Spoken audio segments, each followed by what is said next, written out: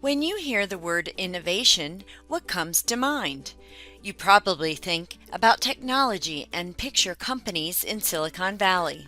But in its simplest form, innovation is change. Or at least innovation requires change.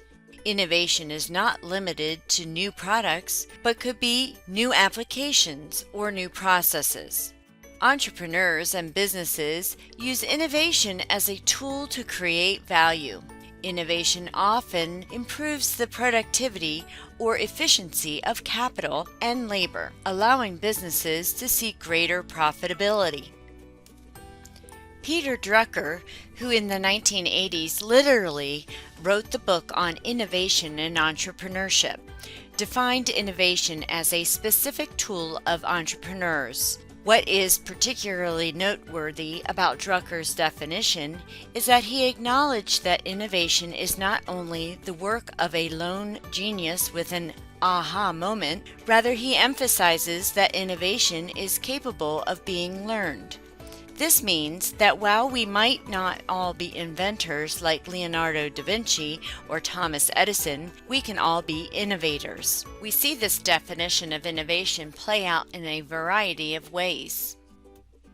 Innovation is about identifying opportunities. With all the hand washing that you are hopefully doing, you may have noticed Dyson air blades in bathrooms to help with hand drying.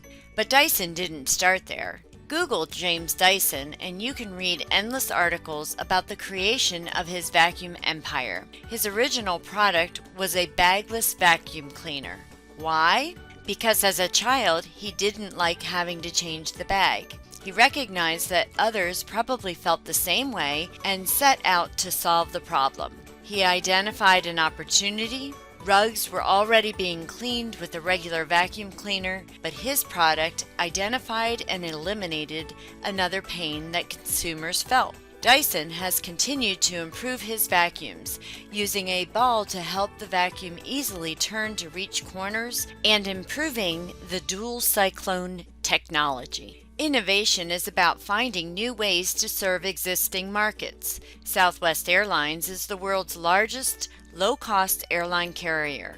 While many budget airlines have come and gone, Southwest is always on the lookout for new ways to provide service. One of their most notable innovations was removing first class. Their model was simply, you pay for a seat on a plane from Chicago to Denver. The seat you get depends on whether you line up first or last.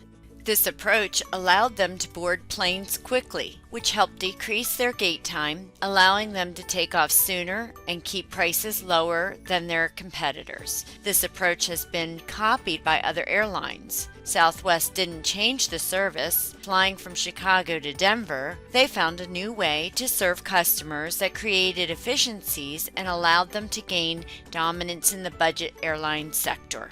Innovation is about growing new markets. You may have heard the Henry Ford quote, "You can have a Model T in any color so long as it's black."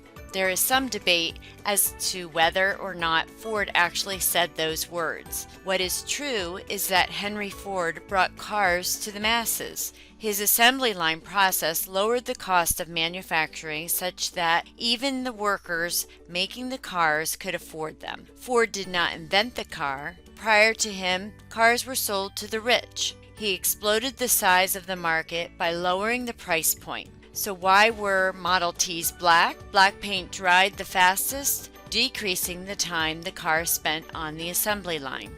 Innovation is about rethinking services. Before Zoom, FaceTime, and WhatsApp, there was Skype, and it was revolutionary. Prior to Skype, calling internationally required phone cards and hefty fees until Skype came up on the scene and popularized VoIP.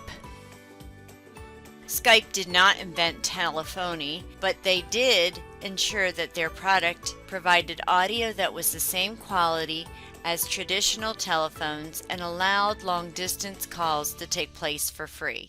Innovation is about meeting social needs.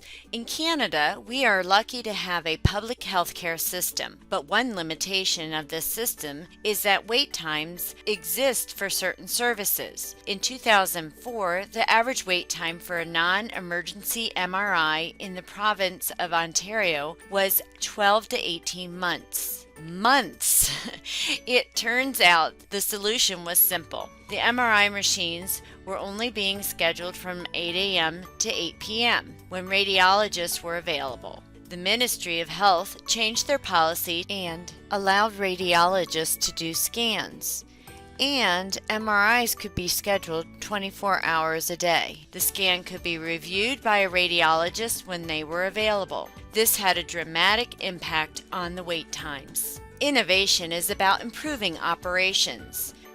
There is an urban myth that in the 1930s, when Kiichiro Toyota decided to pivot the family business from producing automatic looms to automobiles, he went to the US and bought a car. He shipped the car back to Japan and took it apart. He then set out to improve every piece. While there is no truth to this story that I can find, it does fit well with Kaizen, the continuous improvement philosophy that Toyota is associated with today. In fact, employees at every level of the company are tasked with looking for ways to improve every aspect of the business, from how the spark plugs work to how they process orders. In summary, innovation is not just about creating a new product or service. Innovation can manifest in many ways. Plan to watch the next video in this series on entrepreneurship. Thank you for watching this video.